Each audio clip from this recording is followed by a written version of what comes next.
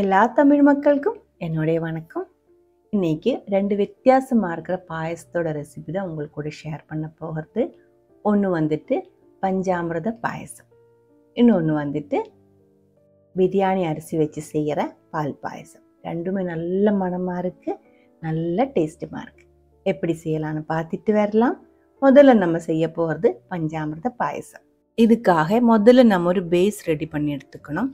அதுக்காக நீங்கள் கடலைப்பருப்பு எடுத்துக்கலாம், பாசிப்பருப்பு எடுத்துக்கலாம், இல்லை இருந்தால் இதே மாதிரி புரோக்கன் வீட் எடுத்துக்கலாம். உப்புமாக்கல் எடுக்கிற கோதுமை இருக்குல்ல, இதே மாதிரி புரோக்கன் வீட் அது எடுத்துக்கலாம். நான் இப்போ இதுதான் எடுத்திருக்கு புரோக்கன் வீட். இது வந்துட்டு 1 கப் அளவுக்கு இருக்குது. 8 to 10 பேருக்கு குடிக்கிறதுக்கான அளவுக்கு தான் இன்றைக்கி நம்ம பாயசம் செய்கிறது. இது வந்து நல்ல ஒரு டைம் கழுகி எடுத்ததுக்கப்புறம் தேங்காய் பால் ஊற்றி தான் நம்ம வேக வைக்கிறது. மீடியம் கட்டியாக இருக்கிற தேங்காய் பால், 2ஆம் பால் 1.5 லிட்டர் அளவுக்கு தான் ஊற்றியிருக்கு.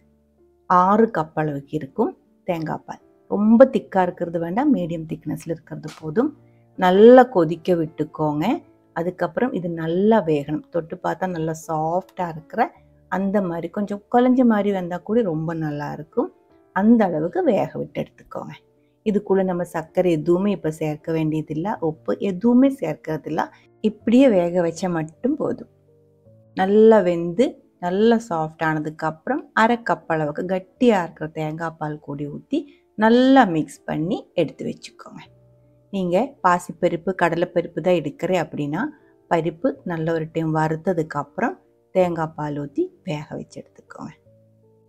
இப்போ பாருங்கள், இது ஆல்மோஸ்ட் நல்லா திக்காக வந்திருக்கு. தீ ஆஃப் பண்ணிவிட்டேன், ஆற விட்டுக்கோங்க. அதுக்கப்புறம் நம்ம பஞ்சாமிர்தம் ரெடி பண்ணணும். பஞ்சாமிர்தம் ரெடி பண்ணதுக்கப்புறம் இது கூட மிக்ஸ் பண்ண வேண்டியதுதான். பஞ்சாமிர்தம் ரெடி பண்ணுறதுக்காக 4 to 6 மீடியம் சைஸில் இருக்கிற இனிப்பாக இருக்கிற புளிப்பு இல்லாத பழம் எடுத்திருக்கு. இங்கே இது வந்துட்டு ஞாலிப்பூவன் அப்படின்னு சொல்லுவோம். அதே மாதிரி நல்ல ஸ்வீட்டாக இருக்கிற இனிப்பாக இருக்கிற பழம் தான் எடுத்திருக்கு. முதல்ல 4 மிக்ஸ் பண்ணி பார்க்குறேன். லாஸ்ட்டாக நமக்கு வேணுன்னா 1 இல்லை 2 சேர்த்துக்கலாம். இதே மாதிரி ஒரு ஃபோர்க்கு வச்சு மிக்ஸ் பண்ணி விட்டுக்கோங்க. இனிப்புக்காக 400 கிராமிலிருந்து 1/2 கிலோ வரைக்கும் வெல்லம் இடிச்செடுத்து சேர்த்துக்கோங்க. துருவி சேர்த்தாலும் போதும். நான் இப்போ நல்லா இடிச்செடுத்து சேர்த்துருக்கு. கூடவே 1/4 கப் அளவுக்கு ரைசின்ஸ் நல்லா கழுகி சேர்த்துருக்கு. 8 to 10 டேட்ஸ், அதுவும் ரொம்ப சின்னதாக நறுக்கி சேர்த்துருக்கு.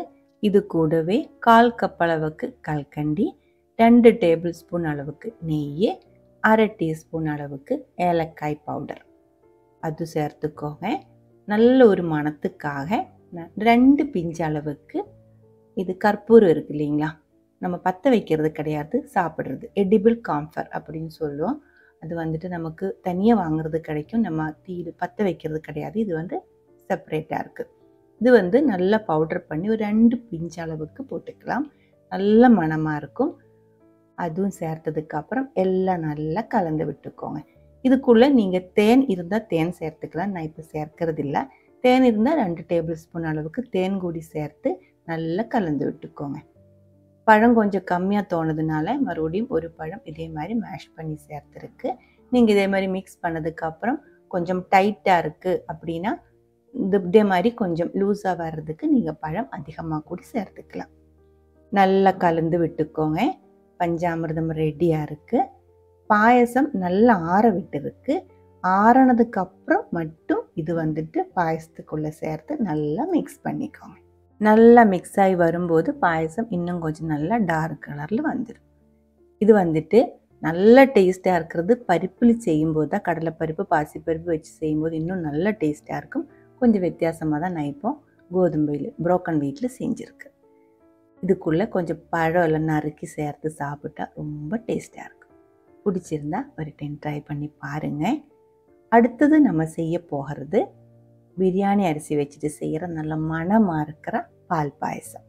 அதுக்காக 1/2 கப் அளவுக்கு கைமா ரைஸ், பிரியாணி அரிசி, ஜீரகசாலா அரிசி அது எடுத்திருக்கு. இந்த அரிசியில் 8 to 10 கிளாஸ் பாயசம் நமக்கு செஞ்செடுக்க முடியும். நல்லா கழுகினதுக்கப்புறம் குக்கருக்குள்ளே போட்டுக்கோங்க. இனிப்புக்காக 1 கப் அளவிலிருந்து 1.5 கப் வரைக்கும் சர்க்கரை சேர்த்துக்கலாம். உங்களோட இஷ்டத்துக்கு டேஸ்ட்டுக்கு தகுந்த மாதிரி சர்க்கரை சேர்த்துக்கோங்க. நான் 1 கப்பு தான் சேர்த்துருக்கு. 10 ஏலக்காய் இடித்து போட்டிருக்கு. இதுக்குள்ளே பால், பசும்பால் தான், தேங்காய் பால் கிடையாது.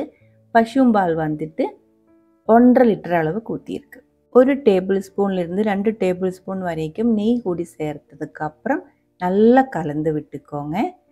நம்ம 1.5 லிட்டர் அளவுக்கு பால் ஊற்றி செய்யும்போது குக்கர் வந்துட்டு 4 லிட்டர் இல்லை 5 லிட்டர் அந்த அளவுக்கு பெரிய குக்கர் எடுத்துக்கோங்க. பாலாக இருக்கிறதால கொதித்து வெளியே கொட்டுறதுக்கான வாய்ப்பு இருக்குது. அதனால தான் பெரிய குக்கர் எடுத்துக்கோ அப்படின்னு சொன்னேன்.